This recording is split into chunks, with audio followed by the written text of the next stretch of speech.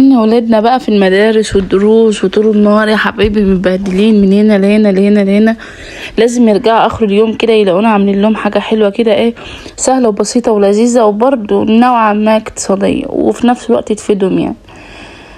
طبعا يا جماعه ما عادش في حاجه اقتصاديه اصلا دلوقتي، بس هو احسن يعني افضل شيء. تعالوا بقى نجيب كيلو لبن سواء بقر او جاموس، اللي رايحكم ده كان بقر دسم يعني وكويس وكده، عليه معلقه دقيق ومعلقتين 2 نشا، او معلقتين دقيق ومعلقه نشا اللي يريحكم. تقدروا تحطوا كله نشا، تقدروا تعمليه كله دقيق اللي يريحك. اللبن اللي كان مغلي عشان كنت خايفه لا يكون رايب، حطي بقى عليه 4-5 معالق من السكر، 6-15 اللي يريحك من السكر حطيه، بس حاولي تخلي السكر خفيف شويه بحيث ان ولادك يتعودوا على كده. حطيت بقى كله كده على البارد يعني من قبل ما احطها على البوتاجاز يعني. قلبيه طبعا يفضل يتقلبهم في بولة تكون لوحدها بره بالمضرب السلك، عشان كنت خايفه على الحله اللي تتجرح وكده. طقم لسه جديد والغربال الجديد له شده يا جماعه، انتوا فاهمين.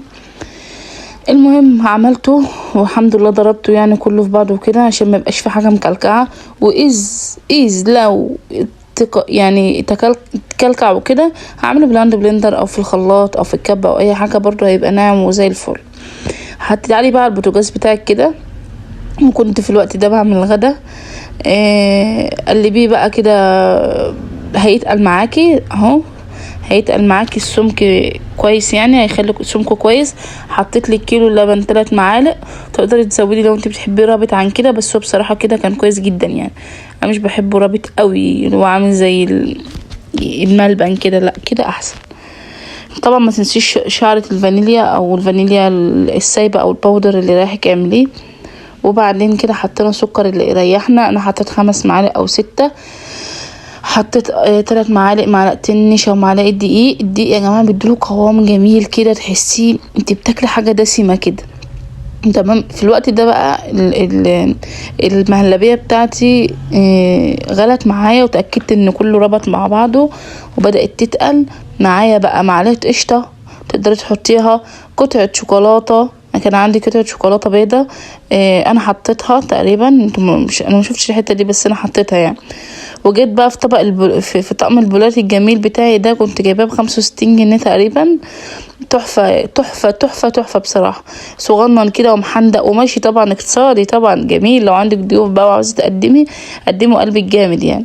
حطيت انا بقى معلقتين من الشوكولاته او قطعتين من الشوكولاته، ومليت نص البولات لان لسه عامله عليها تركه كمان.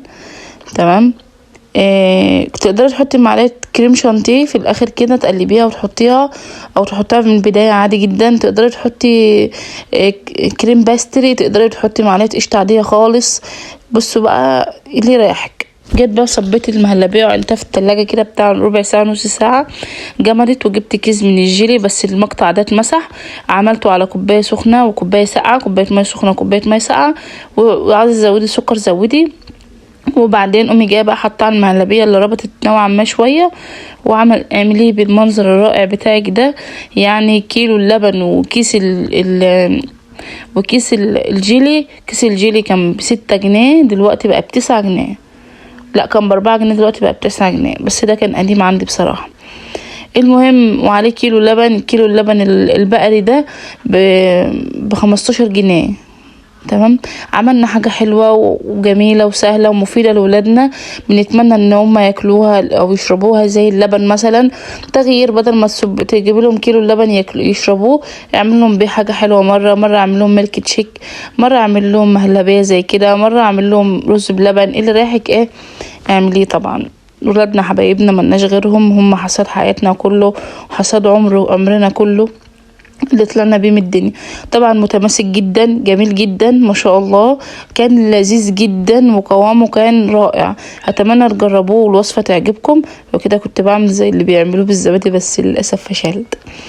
المهم جبت بصوا مهلبيه بالجيلي دي ولا مش مهلبيه بالجيلي، اما تعلميني يا بتوع المدارس.